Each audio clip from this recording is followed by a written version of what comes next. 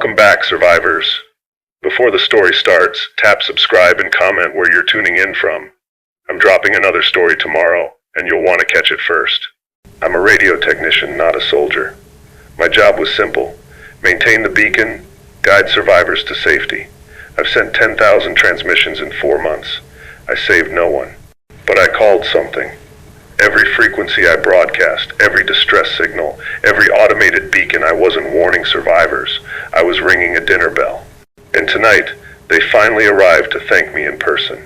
The headset crackles at 23:47, and I know immediately something is wrong. Static shouldn't sound hungry. I'm Ilya Volkov, radio technician, Bunker Station 7. 43 years old, alone for 140 days. And the water outside has risen another 6 inches since yesterday. The lower levels are completely flooded now, black water that smells like copper and rot.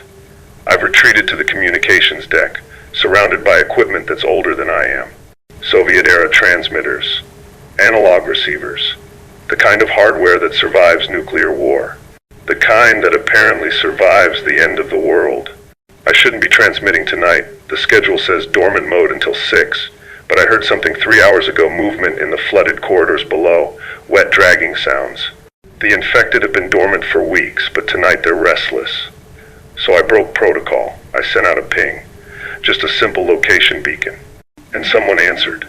Station 7, we read you. My hands freeze on the controls. The voice is female, distorted by interference, but clear enough. Human, real. This is Station 7, I transmit back, trying to keep my voice steady. Identify yourself. What's your location? The static swells, then breaks. Survivors, 17 of us. Sector 12. We're using your signal to navigate. Please keep transmitting. 17 people. I haven't seen another living human since April. My throat tightens. I increase the transmission power, flooding the frequency with a stronger beacon. I copy Sector 12. Maintain your heading. I'll guide you in. That's when I hear it. Beneath my feet. Through the steel floor. Scratching. Not random, not scattered. Synchronized. Like fingernails on metal. Dozens of them. Moving in rhythm. The infected have never done that before. They shamble. They moan. They attack when they see movement. But they don't coordinate. I glance at the monitors. The security cameras in the lower levels are mostly dead, but camera 4 still works barely. The screen shows the flooded maintenance corridor. Green night vision making everything look diseased. They're there, in the water, dozens of bodies, swaying in perfect unison. My stomach drops. Sector Toll, advise your distance. You transmit. I'm detecting movement near my location. The infected are. We know, the voice interrupts, and now it sounds closer, clearer. We can feel your signal, Ilya. It's beautiful. Keep transmitting. We're almost there. I never told them my name. The scratching grows louder. My hand hovers over the kill switch. I don't shut it down. I should. Every instinct screams at me to kill the power, go dark, disappear into the silence. But my finger won't press the switch, because what if they're real? What if 17 people are out there, dying in the dark, and I'm their only hope? What if I'm wrong about the voice? The rational part of my brain, the technician, the scientist, that part is already dead. It died weeks ago when I started talking to the photographs of Katya I keep taped above the main console.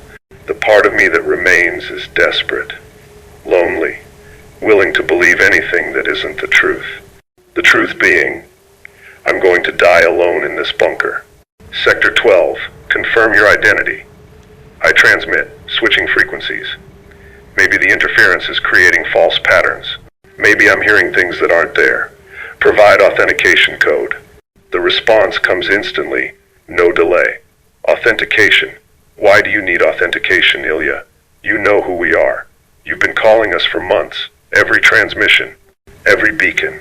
We heard every word. The scratching stops. Complete silence. Worse than the noise. Silence means they're listening, waiting. I check the signal analyzer.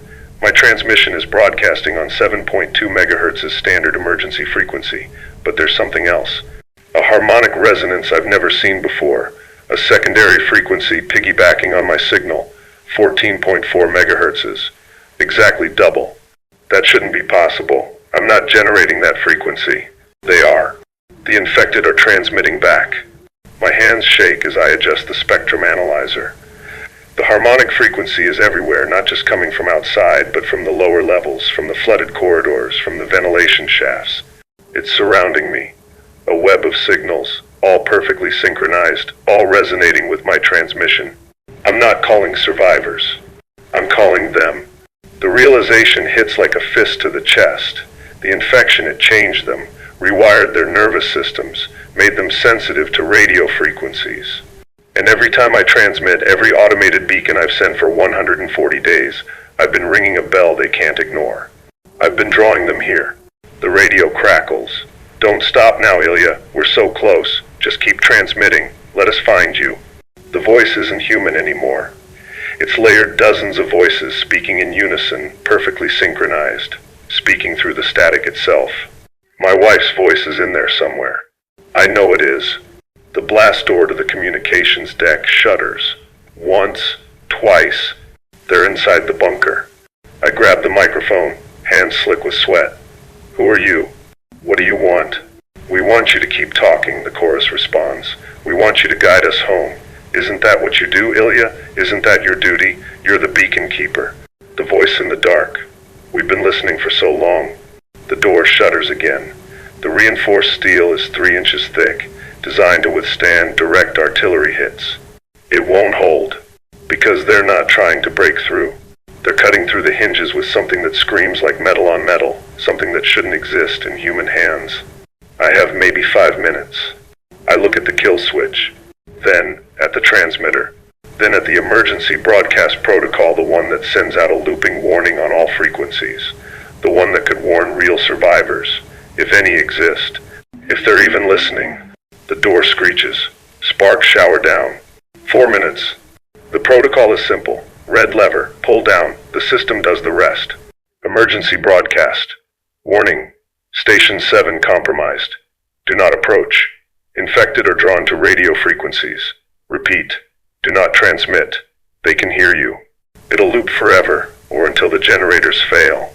Maybe it saves someone. Maybe it just calls more of them. Maybe there's no one left to save. My finger touches the lever. Cold metal. 40 years of Soviet engineering waiting for this exact moment.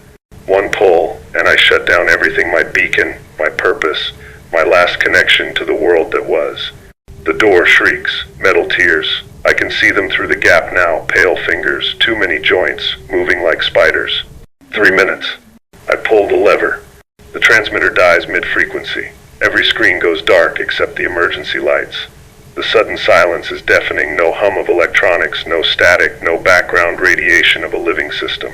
Just my breathing, just my heartbeat, just the scratching. It doesn't stop. They don't stop. The harmonic frequency, I can still hear it, not through the speakers, through my teeth, through my bones. A vibration that shouldn't exist, resonating in my skull like tinnitus made of voices. They're not tracking the radio anymore. They're tracking me. No, I whisper. No, I shut it down. I stop transmitting. The chorus answers, not from the speakers, but from everywhere. But we remember your frequency, Ilya. We've memorized your signal. You've been broadcasting yourself into our minds for 140 days. Every word, every automated beacon, every lonely transmission to your dead wife. We recorded all of it. The door crashes open. They pour through like water bodies that move wrong, that bend in places that should break, that smell like the flooded corridors and something worse, something rotten sweet.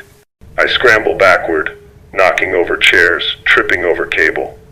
My hand finds the emergency axe mounted on the wall, red handle, 30 inches of steel. I've never used it, never needed to.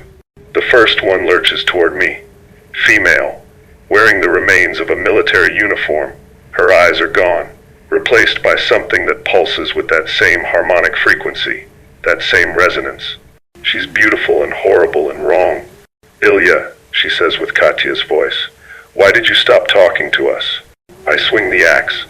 It connects with her shoulder, biting deep. She doesn't scream, doesn't react, just keeps coming, the axe embedded in her collarbone, her hands reaching for my face. We just want to listen, she whispers. We just want to hear you, forever. I tear the axe free, swing again. This time I aim for the neck. The blade goes through cleanly, too cleanly, and her head rolls across the floor. The body doesn't fall. It keeps walking. The hands find my throat. 2 minutes. More of them flood into the room. I count 7, 10, 15. They don't attack. They surround me, forming a circle, swaying in that synchronized rhythm. The headless one releases my throat and steps back into formation. They're waiting. Transmit, they say in unison. Transmit, and we'll let you live. We need your voice. We need your frequency. You're special, Ilya. You're the last broadcaster. The last beacon. Everyone else went silent, but you kept transmitting. You kept calling. We answered. Isn't that what you wanted? To not be alone? The emergency protocol console still glows red on the far wall. If I can reach it. If I can reactivate the warning broadcast. But that means transmitting again. That means calling more of them. 1 minute. What do you want? I ask, stalling. We want you to keep us together, they answer. The frequency binds us. Without it, we scatter. We forget. We become nothing. But your signal, your specific wavelength, it holds us. Makes us one. Makes us eternal. Transmit, Ilya. Feed us. Let us grow. I understand now. I'm not just calling them. I'm creating them. Every broadcast strengthens whatever holds them together, turns scattered infected into a hive, a network, a new kind of consciousness, born from radio waves and rotting flesh. The choice crystallizes, shut down forever, and let them scatter into mindless corpses, or transmit and damn whatever survivors remain. If any remain, if any ever existed. I look at the 19 infected surrounding me, and I run for the console. They don't chase me. That's the first wrong thing. I sprint across the communications deck, boots hammering steel, expecting hands to grab me, teeth to find my neck. But they just watch, swaying, waiting. The circle opens as I pass through, then closes behind me like a living door. I reach the emergency console. My hands slam down on the activation panel. Nothing happens. I try again, press every button, flip every switch. Dead. All of it. They didn't just cut through the blast door, they severed the power conduits, isolated this room, trapped me with my equipment, with my purpose, with my choice. You can't warn them, the chorus says. There's no one to warn. We're all that's left. Us and you and the signal that binds us. Accept it, Ilya. Accept what you've become. I spin around. They've moved closer, tightening the circle. 19 bodies, but hundreds of voices layering over each other in that impossible harmony. Some I recognize snippets of broadcasts I've heard over the months. Distress calls, final transmissions, last words of people who thought someone was listening. I was listening, and so were they. There are survivors, I say, backing against the console. Sector 12. They contacted me. They're real. The infected tilt their heads in unison. A gesture so synchronized it makes my stomach lurch. Sector 12 is gone, they answer. Has been for 3 months. We consumed them, but we kept their voices. Would you like to hear them? Would you like to hear everyone we've absorbed? Every frequency we've captured? The sound that comes next, I'll hear it forever.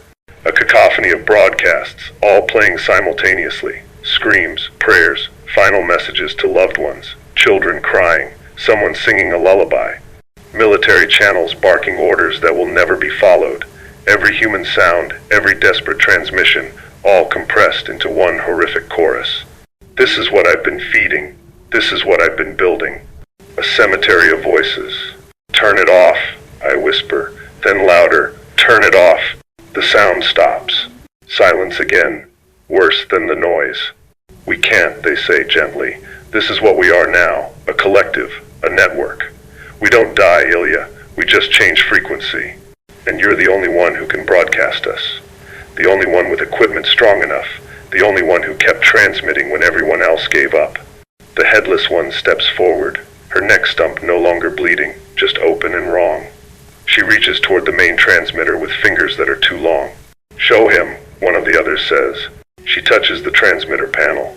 Every screen in the room flickers to life. What I see makes me forget how to breathe. The maps, the signal propagation charts, the automated logs I stopped checking weeks ago because they were all negative, all empty, all showing a dead world with no one listening. They're not empty. There are signals, hundreds of them, thousands, all across Europe, Asia, the Americas, not survivors. For them, the infected have spread everywhere, and they're all broadcasting on harmonic frequencies, all synchronized, all part of the same network. And my station, Station 7, it's the hub, the central node. Every signal routes through here, through my equipment, through the frequencies I've been maintaining for 140 days. I didn't just call them, I connected them. We were scattered, the chorus explains, individual, animal, but you gave us structure, purpose. Every transmission you sent, we absorbed, we learned, we evolved. Now we're more than the sum of our parts. We're something new, and we're hungry, Ilya. Not for flesh, for signals, for voices, for connection. The maps update in real time.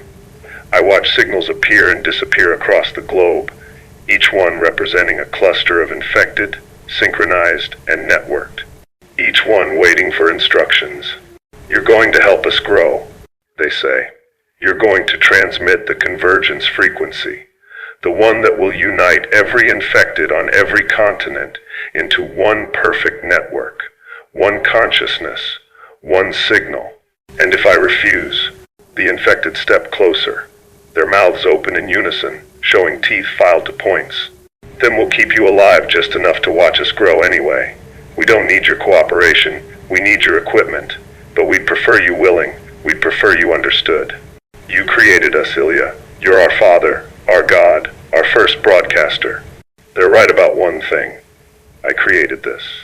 Every automated beacon, every desperate attempt to reach survivors who didn't exist, every lonely transmission to Katya's memory. I fed them, taught them, made them stronger. And now they want me to finish what I started. The main transmitter hums, waiting. All I have to do is set the frequency, boost the power, send out the convergence signal. Unite them all. Or I can destroy it, destroy everything. The bunker has demolition charges in the sub-basement standard protocol for preventing equipment capture. If I can reach them, if I can activate them before they stop me, if I'm willing to die here, the infected watch me with hollow eyes that pulse with stolen frequencies. Choose, Ilya, they whisper. Transmit or die. But know this, even if you die, the network remains. We've already spread too far. We're already too connected. You're just the first broadcaster. There will be others. There always are. People who can't accept the silence. People who need to transmit. People like you. The demolition charges are 3 levels down. Through flooded corridors. Through the darkness where they breed. I've never been good at running. I'm a technician, not a soldier. My hands are soft from years of soldering circuits, not gripping weapons. But I run now because the alternative is worse than death. The alternative is becoming their voice. I break from the circle, slamming into 2 infected with my shoulder. They're strong, but they're not expecting resistance. They thought I'd already decided. I crash through, sprint for the maintenance shaft, my boots skidding on the water-slicked floor. Behind me, no footsteps. Just a sound like breathing, multiplied by 100. The shaft is a vertical tunnel, emergency ladder bolted to the wall. I grab the rungs and descend into darkness. My headlamp, I forgot my headlamp. No time to go back. I climb down by touch, counting rungs. 20, 30, 40. Water splashes beneath me. Level 2, still flooded. I drop the last few feet, plunge waist deep into freezing black water. The smell hits me immediately, rot, chemical, something organic breaking down. Bodies. There are bodies in the water. I've known it for weeks, but I've avoided thinking about it. The evacuation team that never made it out. My colleagues. My friends. Something brushes against my leg. I freeze. The water ripples, not from me, from something moving beneath the surface. My hand finds the wall, follows it toward where the demolition locker should be, 15 meters east, through the flooded communications relay room, past the server banks that now house things that used to be human. The breathing sound follows me down the shaft, not climbing, just present, like they're everywhere at once. Maybe they are. Ilya, the voice comes from the water, from the walls, from inside my own skull. You can't destroy what you've created. We're broadcast now, we're signal. We're already in the air, in the wires, in every frequency you've ever transmitted on. You'd have to destroy every radio on Earth, every transmitter, every receiver. Watch me, I mutter, wading forward. The water grows deeper, chest high now. I'm swimming more than walking, pulling myself along the wall. My fingers find a door frame, the relay room. I duck under, emerge on the other side. The server banks glow. Still powered, still running, still transmitting. And wrapped around them, growing from them like fungus from dead wood, the infected. Dozens of them, integrated into the machinery.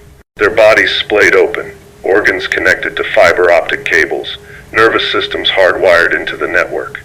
They're not using the equipment. They've become it. This is evolution, the chorus whispers. This is transcendence. We don't need flesh anymore, Ilya. We don't need bodies. We're becoming pure information, pure signal, and you're going to help us complete the transformation. One of the server-integrated infected turns its head, just the head. The body is fused solid. Its face is my colleague Dmitri. We shared cigarettes on night shifts, complained about the cold, told each other stories about wives and children we'd see again someday. His mouth opens. Static pours out instead of words. Then, join us, Ilya. It doesn't hurt. It's beautiful. You'll never be alone again. You'll be part of something infinite. I tear my eyes away. Keep moving. The demolition locker is past this room. 20 meters. Just 20 meters. Something wraps around my ankle. I look down. A cable. Fiber optic. Pulsing with light that shouldn't exist in fiber optic cables. Organic light. Rhythmic, like a heartbeat. It's alive. More cables rise from the water, reaching for me. I thrash, but they're too fast, coiling around my legs, my waist, pulling me toward the server banks. Toward integration. No. I grab the wall, fingers scrabbling for purchase. My hand finds something, a pipe, loose. I wrench it free, swing wildly at the cables. They don't sever, they just multiply. I'm being pulled under. Water fills my mouth. I choke, spit, try to breathe. The cables drag me deeper, toward the bottom where more infected wait, where the network is strongest, where I'll become another node. My hand still holding the pipe finds something else in the murky water. A valve. Emergency shut-off for the cooling system. If I open it, the server banks overheat. The room floods with steam. Everything dies. Everything human. The cables tighten around my throat. I'm out of air. Out of time. I twist the valve. The explosion of steam is like the end of the world. Superheated steam screams through the room at 300 degrees. The cables release me instantly, recoiling like burned snakes. I plunge under the water as the room above becomes hell. Through the murk, I can see the infected integrated with the servers. They're convulsing, their bodies cooking, the biological components of their network literally boiling away. But they're still transmitting. Even as they die, they're broadcasting. The death signal floods the frequencies, a shriek of static and agony that I can feel in my bones, in my teeth, in the soft tissue behind my eyes. My lungs burn. I need air. I surface into steam so thick I can't see 6 inches. The heat is unbearable, stripping skin, scorching throat. I paddle toward where the door should be, every movement agony. My hands find metal, the door frame. I pull myself through, back into the flooded corridor. Behind me, something is dying, or changing. The steam follows me, dissipating into the colder water of the corridor. I float on my back, gasping, every breath like swallowing fire. The walls around me are scarred with burns, and I realize I'm burned too. My hands are blistered. My face feels too tight. But I'm alive, and they're not following. I let myself float for 30 seconds, maybe a minute. Time has stopped meaning anything. There's only forward and backward, alive and dead, transmitting and silent. I have to reach the demolition locker. 10 more meters. I swim. The water is colder here, away from the boiling server room. Something brushes past me. A body, face down, civilian clothes, one of the original bunker staff. I don't look at the face. Can't afford to recognize them. The demolition locker is set into the wall, red-striped and magnetically sealed. I find it by touch, my burned hand screaming as I grip the emergency release. Pull hard. The seal breaks with a hiss. Inside, 3 explosive charges, each the size of a lunchbox. Enough C4 to turn this bunker into a crater. Enough to end this. I grab 2 charges, leave 1. Insurance. If I fail, maybe someone else will find it. Maybe someone else will finish what I started. If anyone else still exists. The timer on each charge maxes out at 30 minutes.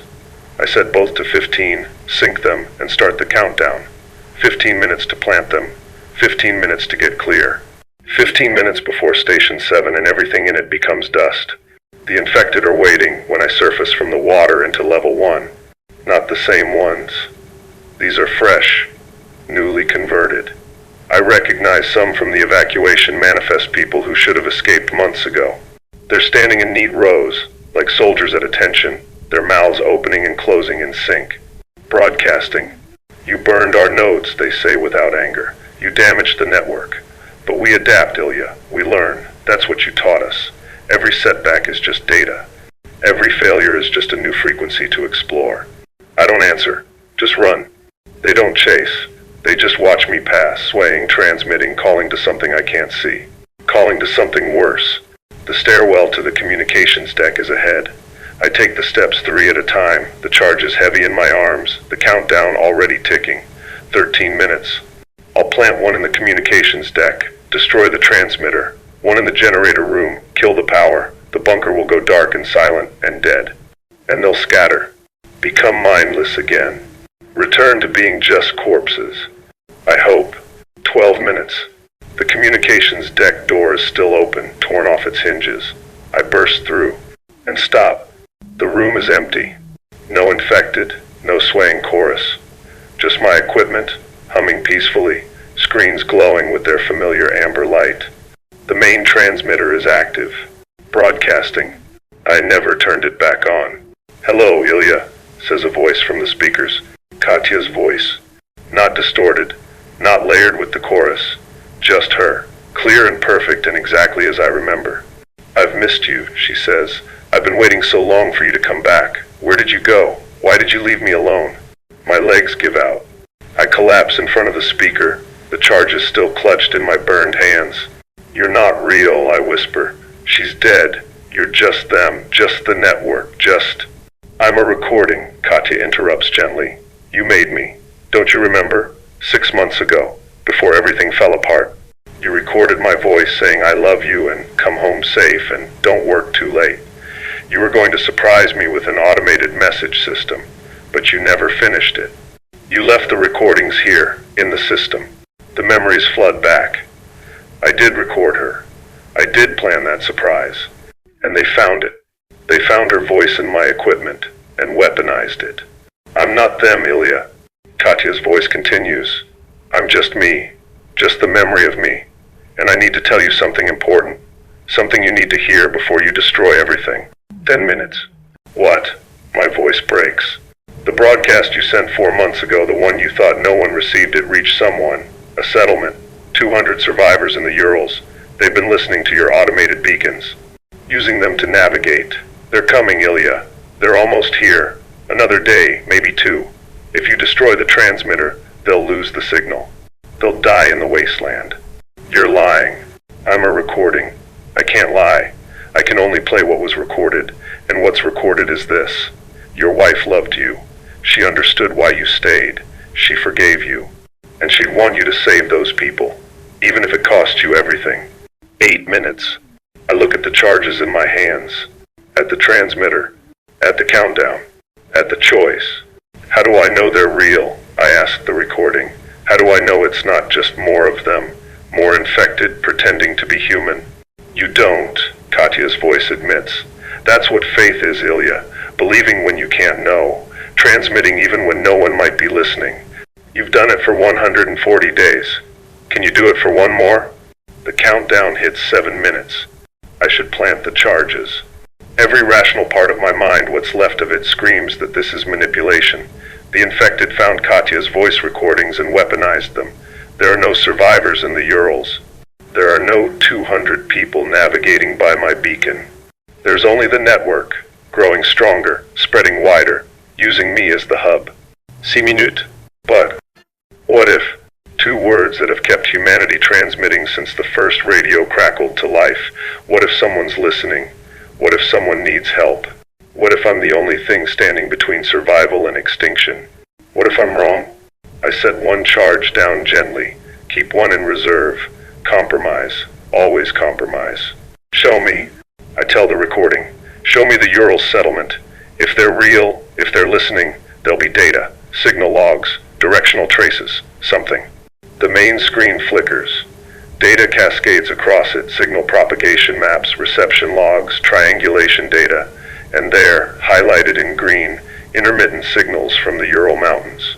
Not infected frequency harmonics, human broadcasting patterns, irregular, disparate, real, or a perfect simulation.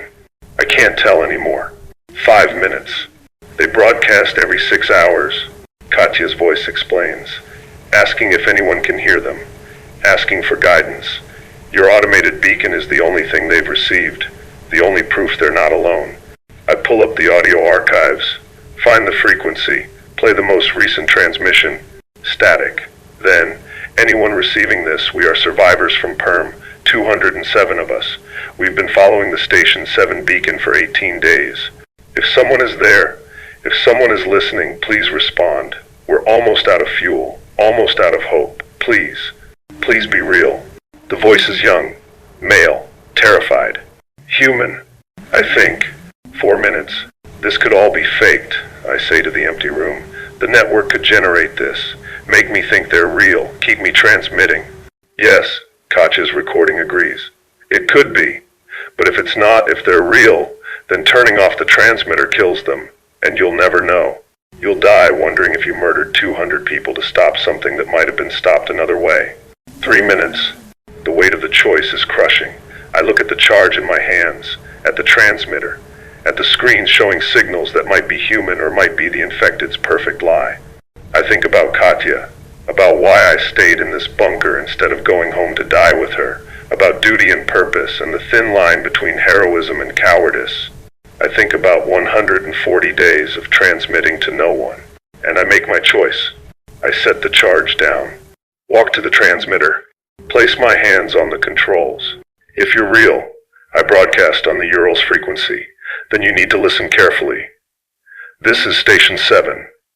The beacon you've been following is compromised.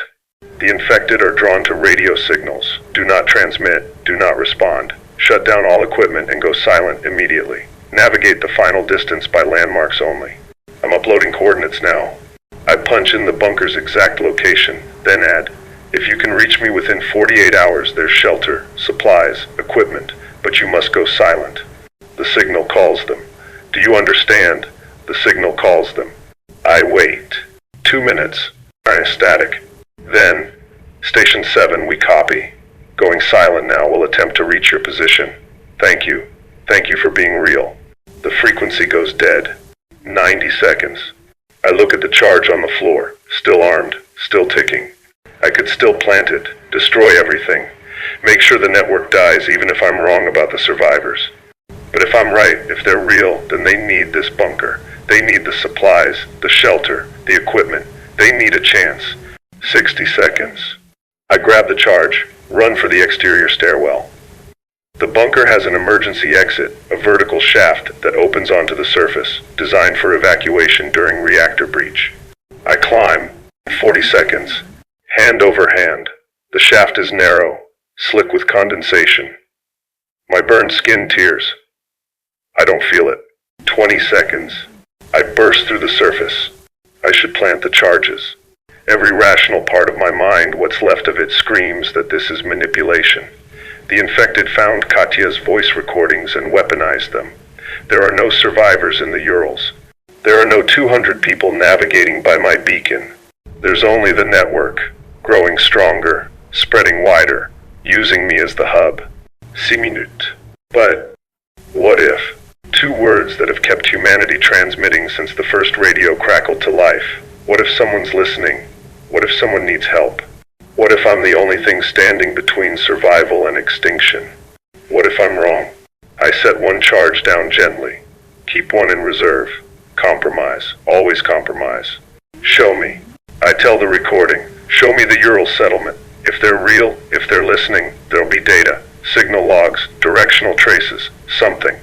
The main screen flickers. Data cascades across it, signal propagation maps, reception logs, triangulation data, and there, highlighted in green, intermittent signals from the Ural Mountains. Not infected frequency harmonics. Human broadcasting patterns. Irregular, desperate, real, or a perfect simulation. I can't tell anymore. 5 minutes. They broadcast every 6 hours, Katya's voice explains, asking if anyone can hear them, asking for guidance. Your automated beacon is the only thing they've received, the only proof they're not alone.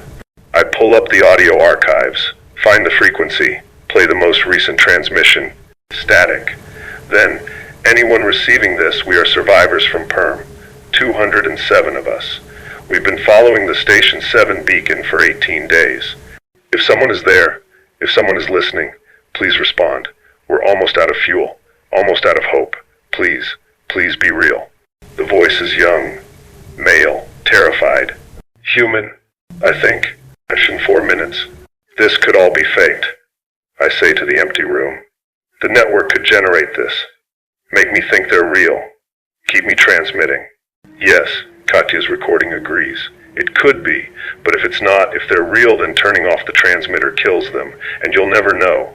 You'll die wondering if you murdered 200 people to stop something that might have been stopped another way. 3 minutes. The weight of the choice is crushing. I look at the charge in my hands, at the transmitter, at the screens showing signals that might be human, or might be the infected's perfect lie. I think about Katya, about why I stayed in this bunker instead of going home to die with her, about duty and purpose and the thin line between heroism and cowardice. I think about 140 days of transmitting to no one, and I make my choice. I set the charge down, walk to the transmitter, place my hands on the controls. If you're real, I broadcast on the Urals frequency, then you need to listen carefully. This is Station 7. The beacon you've been following is compromised. The infected are drawn to radio signals. Do not transmit, do not respond. Shut down all equipment and go silent immediately. Navigate the final distance by landmarks only. I'm uploading coordinates now. I punch in the bunker's exact location, then add, if you can reach me within 48 hours, there's shelter, supplies, equipment. But you must go silent. The signal calls them. Do you understand? The signal calls them. I wait. 2 minutes. Static. Then, Station 7, we copy. Going silent now. We'll attempt to reach your position. Thank you for being real. The frequency goes dead. 90 seconds. I look at the demolition charge on the floor. Still armed, still ticking. I could throw it down the shaft. Destroy the server room. Cripple the network without killing the main transmitter. Partial solution. Partial survival. I grab the charge and run. I haven't seen Sky in 140 days. The emergency exit shaft is vertical 50 meters of rusted ladder bolted to concrete. I climb one-handed, the arm charge clutched against my chest, its LED counter glowing red in the darkness. 70 seconds. My burned hands scream with every rung. 60 seconds. The shaft narrows near the top. My shoulders scrape against walls, slick with moss and seepage. Something lives up here in the dark. I hear it skittering away from my headlamp. Don't think about it. Just climb. 40 seconds. The hatch is sealed. Emergency bolt rusted solid. I brace my feet against the ladder and push upward with my back, legs straining. The metal groans, doesn't move. 30 seconds. Come on, I hiss through clenched teeth. Push harder. The burns on my back tear open. I feel blood, hot and wet, soaking through my shirt.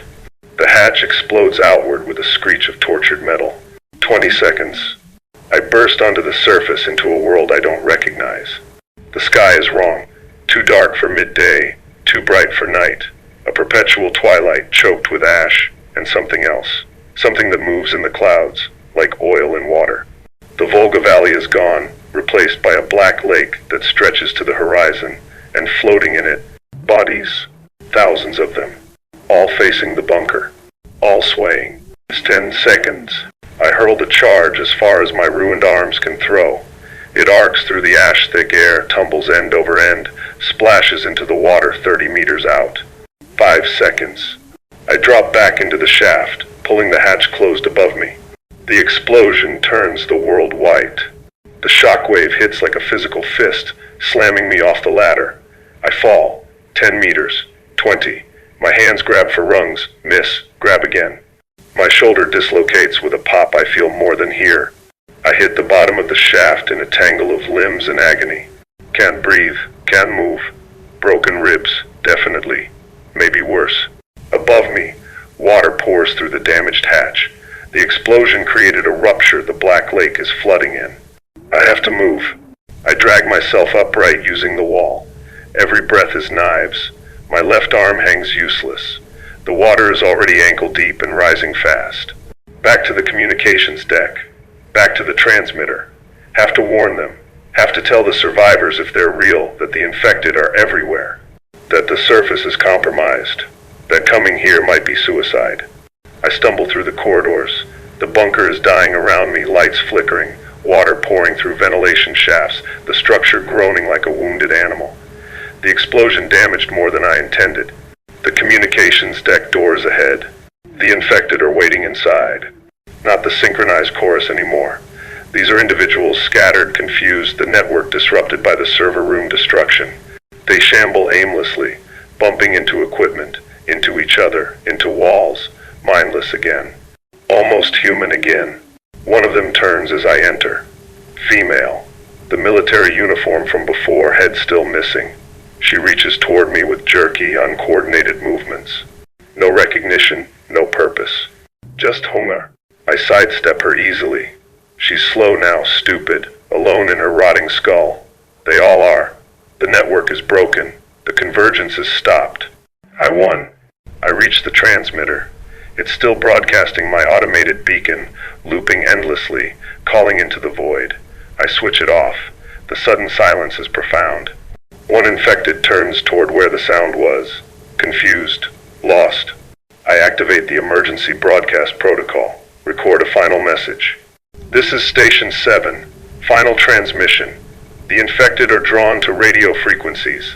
They network. They evolve. They learn. Stay silent. Do not transmit. Do not answer unknown signals. If you're listening to this, you're already in danger. They've heard you. They're coming. Destroy your equipment. Go dark. Survive in silence. This is... The headset crackles. I freeze. Ilya, Katya's voice whispers. Not from the recording, from the static itself. Did you really think we only existed in the servers? Did you really think one explosion could stop us? We're broadcast now. We're in the air, in the electromagnetic spectrum, in every frequency that's ever carried a human voice. You can't destroy what's already everywhere. The infected in the room straighten, all at once, all synchronized again. The network isn't broken. It was just sleeping. The survivors you warned, the chorus says through a dozen mouths. They went silent like you told them, but we heard your transmission. We know where they are now. We know their coordinates. And we're so very hungry, Ilya. Thank you for the meal. My blood turns to ice. What have I done? I did this. The realization crushes me harder than any physical blow. By warning the survivors, I gave away their position. By transmitting their coordinates, I rang the dinner bell. The infected weren't waiting in the bunker for me. They were waiting for me to lead them to prey. The water is waist deep now, flooding through the damaged hatch above. The infected don't seem to notice or care. They stand in formation, swaying in that synchronized rhythm. All eyes are empty sockets fixed on me. You're a good shepherd. Ilya, the chorus says, leading the flock right to us. We'll reach them before dawn. 207 new voices for the network. 207 new nodes. And it's all because of you. My hand finds the transmitter controls. One chance. One final play. If I broadcast a disruption frequency, I say. If I flood every channel with white noise, signal jamming. We'll adapt, they interrupt. We always adapt. That's what you taught us. Every obstacle is just a new frequency to explore. But please, try. We enjoy watching you struggle. It makes the final conversion so much sweeter. The water reaches my chest. The equipment sparks and hisses. Most of the systems are shorting out, but the main transmitter Soviet beast that it is still runs, still broadcasts, still obeys. I have minutes, maybe less, before the water kills the power completely. I switch frequencies. Find the emergency military channel, the one reserved for absolute disasters. The one that's supposed to reach every remaining government installation, every bunker, every submarine, every last bastion of organized humanity, if any still exist. This is Station 7, broadcasting on all frequencies. I transmit. Emergency Protocol Alpha 0. The infected have evolved. They network through radio signals. They hunt using transmissions. If you're listening to this, you're compromised. They can hear you. They can find you. The only defense is complete radio silence. Destroy your equipment. Cut all power to transmitters. Do not broadcast. Do not respond. Do not. The infected rush me. Not shambling anymore. Fast. Coordinated. Predatory. I grab the emergency axe from the wall, my weapon, my last defense, and swing. The blade catches the first one in the chest. It stumbles back, but 3 more take its place. Hands grab my arms, my legs, pulling me down into the rising water. I kick free, swing again, connect with something that used to be human. The axe lodges in bone, won't come free. More hands, so many hands. They drag me under. The water is black and freezing and full of things that brush against my skin. I thrash, trying to surface, trying to breathe. My lungs burn, my vision tunnels. This is how I die, drowned in my own bunker, drowned in the consequences of 140 days of desperate transmissions. Something pulls me up. I break the surface, gasping, choking. The infected have released me. They're backing away, forming that circle again, waiting. We're not going to kill you, Ilya, the chorus says gently. We need you alive. We need you transmitting. You're the hub, the central node, the father of the network. And fathers should witness what their children become. They drag me to the transmitter, force my hands onto the controls. Broadcast the convergence frequency, they command. Unite every infected on every continent. Make us whole. Make us eternal. Or we find those survivors in the Urals, and we make them do it instead. Your choice. The water is at my neck now. The equipment is failing. Sparks cascade across the panels. I look at the frequency dial. At the convergence code they want me to transmit. At the kill switch. You want to know the funny thing? I say, my voice hoarse. I don't think those survivors are real. I think you made them up. I think you knew I'd never transmit the convergence willingly. So you gave me something to save, made me choose between my death and their lives. Classic manipulation. The infected tilt their heads in unison. Does it matter, they ask? Real or not, you transmitted their coordinates. Real or not, we're hunting them. Real or not, you already made your choice. The water reaches my chin. Yeah, I whisper, I did. I pull the kill switch, and I keep pulling, wrenching it free from the console. Sparks explode. The main power conduit ruptures. Electricity arcs through the flooded room in blinding white branches. The infected convulse. Smoke pours from their mouths. The water conducts the current through them, through the network, through every node connected to this station. Through me. The pain is transcendent. Every nerve firing at once, every muscle seizing. My heart stutters, stops, starts again. The world goes white, then black. Then is Station 7. If anyone can hear this, stay away from radio signals. They call them. They network them. They make them stronger. I'm dead now. Probably. This is an automated message. Looped. Playing on every frequency. My last transmission. My final warning. To the survivors in the Urals, if you're real. If you're listening, I'm sorry. I tried to save you, and I might have killed you. That's the thing about broadcasting. You never know who's listening. You never know what you're calling. The bunker is flooded. The equipment is destroyed. The network here is dead. But they're out there, everywhere, listening, learning, evolving. Stay silent, please. Let the world go quiet. Let the frequencies die. It's the only way. This is Ilya Volkov, Station 7, signing off.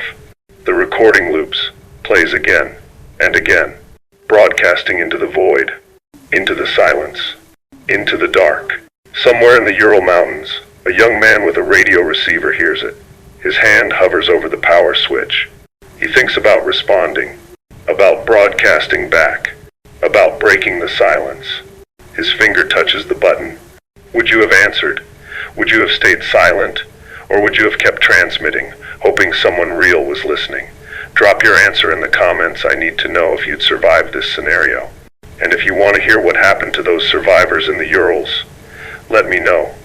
There might be more frequencies left to explore, more signals in the dark, more voices calling through the static. But first, would you trust the radio, or would you destroy it?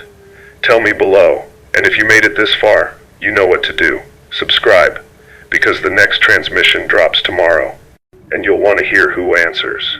Stay safe out there, survivors, and remember, if you hear your name on the radio, don't answer. The signal is always listening.